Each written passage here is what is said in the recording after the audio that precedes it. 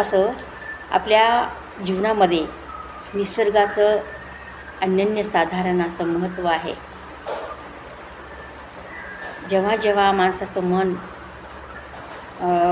उदास होऊन जातं, तेव्हा जेव्हा माणूस निसर्गाच्या सानिध्यामध्ये जातो, तेव्हा निसर्ग त्याला खूप मोठ्या प्रमाणामध्ये आपली प्रेरणा, ऊर्जा आणि आनंद देत असतो. आणि म्हणून ही माझी कविता निसर्गाला मी अर्पण करते. बऱ्याच कविता निसर्गावर केलेल्या आहेत. ही कविता करण्यामागचं कारण आहे,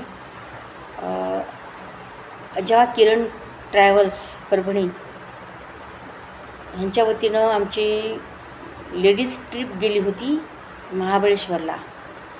आणि ह्या महाबळेश्वरला ट्रिपमध्ये मी आजारी असतानासुद्धा गेलेली होते. पण निसर्गाच्या सानिध्यामध्ये सगळे आजार पळून गेले आणि आपोआप मला ह्या निसर्गाच्या सौंदर्यावर आणि ह्या निसर्गाच्या मला मिळालेल्या प्रेरणावर मी अनेक कविता केलेल्या आहेत. त्यातील ही एक कविता आपल्यासमोर सादर केली.